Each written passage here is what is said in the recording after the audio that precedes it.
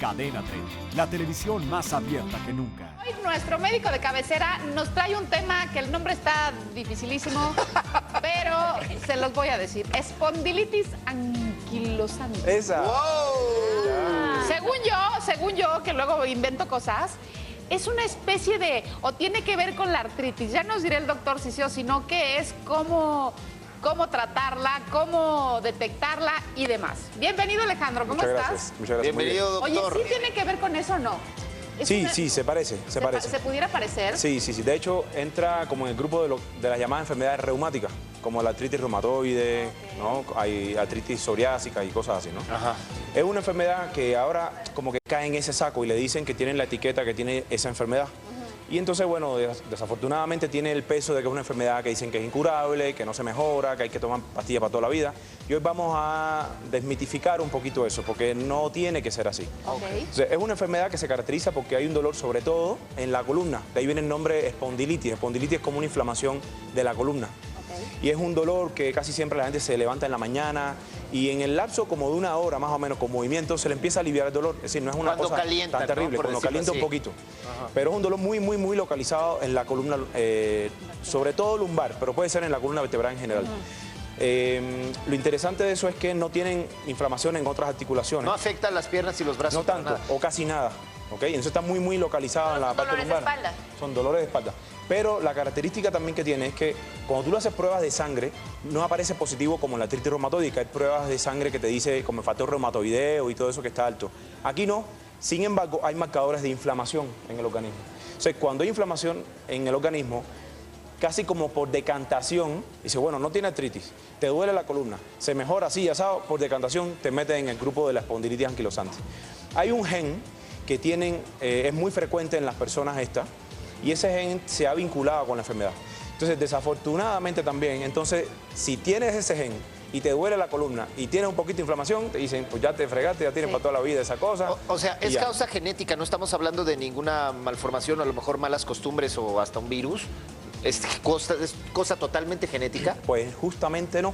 Y es uno de los mitos que vamos a eliminar ahora mismo aquí. Qué bueno. Si la gente, todos nosotros nacemos con un gen, y en este caso hay un gen específico que se llama HLA-B27. Si a ustedes, a cualquiera, nos hacen esa prueba y damos positivo, no necesariamente es como ya te tocó una maldición de la espondilitis anquilosante. Claro. No tiene que ser así.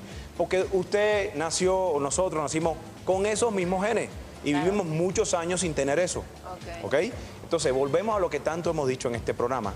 No son enfermedades genéticas, porque uno no nace con ellas. Son enfermedades epigenéticas. Ese nombre lo que quiere decir es que tiene que ver no con lo que uno nace, sino con lo que va sucediendo durante la vida, con el estilo de vida. Y esos genes que tenemos nosotros se expresan o no dependiendo del estilo de vida que tenemos nosotros. ¿Ok?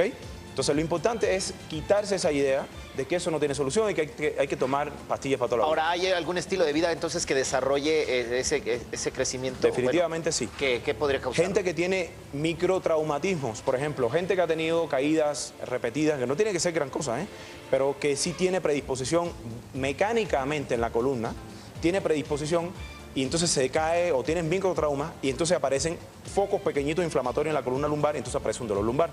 Y da inflamación, pero no tiene nada reumático, ¿ok? Ajá. Otro factor, ya lo hemos dicho, la alimentación. Eso no falla. Importante. Es súper importante. La alimentación ya sabemos que hay una serie de elementos de la dieta que son proinflamatorios. Y especialmente, el programa pasado hablamos del gluten, ¿verdad? Ah, el gluten. Bueno, el gluten, la caseína, que es la proteína de la leche de vaca, y todos los fritos, por ejemplo, favorecen mucho una serie de respuestas inflamatorias en la cual el sistema inmune hace lo que no tiene que hacer y está inflamando las articulaciones. ¿Ok? O sea, podemos decir, ¿tiene solución Sí tiene. o se puede controlar? Sí tiene. A ver, desde el punto de vista de la medicina convencional, hay un tratamiento que es paliativo, de control, con antiinflamatorios, incluso a veces esteroides, estos que llaman cortisona, para toda la vida. Pero no tiene que ser así. Nosotros lo hemos comprobado, nosotros hemos tratado muchísima gente con esto. Y cuando la gente hace lo que tiene que hacer, esto se puede revertir y se quita. Wow. ¿Ok? Aunque tengas el gen, recuerden, el gen no se lo vamos a cambiar. Ese pero lo no hace traemos falta. todos, puede ser. El gen lo tenemos y mucha gente tiene ese gen y no desarrolla la enfermedad.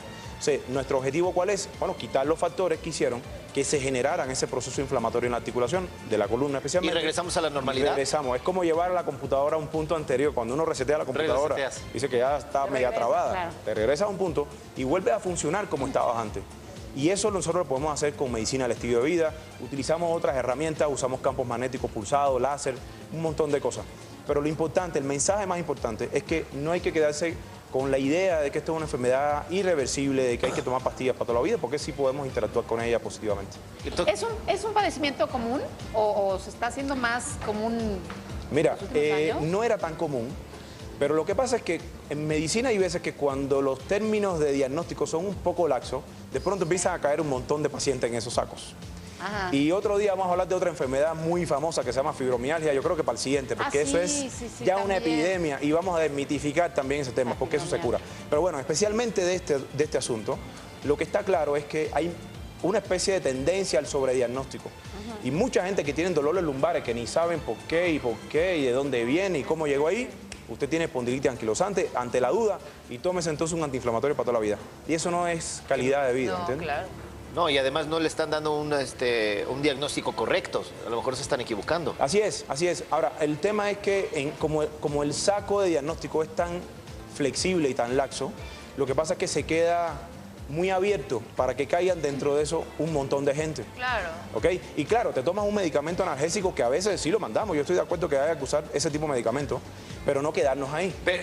¿No? Y te lo tomas y te mejoras. Y dices, no, pues claro, este es mi tratamiento y me va perfecto. Bueno, para la gente que nos está viendo, vamos a suponer que yo empiezo a preguntarme, ay, ¿no tendré yo eso? ¿No, o no mi esposo o mi esposa lo tendrá o una cosa así? ¿Qué síntomas de repente podemos reconocer para hacernos un análisis para descubrir este padecimiento? Lo primero. De repente levantarse en la mañana y decir, eso bueno, ya después de los 40, eso nos pasa casi a todos, digo. Pero no debe ser. Aunque hagamos ejercicio. Eso no debe ser. La espalda. ¿Ok? Eso no debe ser. Hay aguas con eso. O al agacharse. Hay mucha gente, por ejemplo, hace como 2 semanas vimos un paciente con esto, con espondilitis anquilosante. Y el paciente realmente lo que tenía, sí tenía un proceso inflamatorio lumbar, no tenía hernia de disco, no tenía nada de eso. Pero el paciente lo que tenía era que durante muchos años hacía ejercicio. El ejercicio es muy bueno, pero el ejercicio mal hecho es peor. ¿Ok? Entonces, estaba haciendo un tipo de ejercicio, así, ¿o qué? efectivamente, es decir, estaba haciendo un tipo de ejercicio que estaba lesionando constantemente la columna lumbar. Esto sería similar a lo que mencionaste hace rato de los pequeños golpecitos a lo largo Así de la vida que son dañan la pequeños columna. microtraumas que generan Ajá. un proceso inflamatorio Y entonces, localizado. ¿Qué hizo esta? Y lo que hicimos fue, en nuestro departamento, tenemos un departamento de fisioterapia que se encarga de reajustar los ejes mecánicos del cuerpo. En vez de que hiciera ejercicios con pesas, como se hace normalmente en un gimnasio, le mandamos ejercicios funcionales, que son ejercicios que recuperan los tonos musculares, los ejes mecánicos normales del cuerpo. Hicimos un tratamiento específico en la zona lumbar, ahí tenemos un osteópata, y se hizo un ajuste de los ejes mecánicos, se hizo un tratamiento de cambio un poco del estilo de vida, de alimentación y todo eso. Dicho sea de paso, muchos problemas digestivos, como es el caso de esta persona, se reflejan en la columna lumbar. Mucha gente tiene procesos inflamatorios, es decir, le miden la sangre y te da inflamación y tiene un dolor lumbar bastante fuerte, pero el origen no es de la columna, es lo que se llama un dolor reflejo. Entonces, en el caso de esta persona también tiene un dolor reflejo porque tiene una colitis crónica y esa colitis se reflejaba atrás. Wow. Entonces, creo que mucha gente se ha sentido de pronto como cuando está hinchado de la panza te duele atrás de la columna. Hasta los riñones son. Ahí está, y se te duelen los riñones. Bueno, ese dolor se llama dolor reflejo. Y el dolor reflejo es como una representación en la superficie de algo que está pasando en otro lado. Entonces, resuelves el problema de intestino, resuelves los problemas biomecánicos del organismo y eso se cura.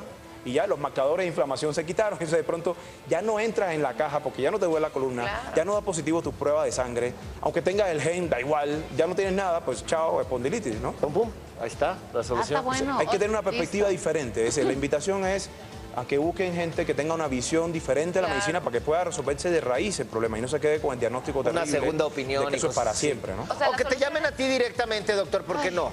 Si con este enfoque de medicina que tienen en la clínica es bueno. ¿Y una buena terapia podríamos decir que es la solución? No hay recetas. Esto es lo primero que hay que aprender. En general, sí. Son 2 herramientas fundamentales, pero no hay recetas.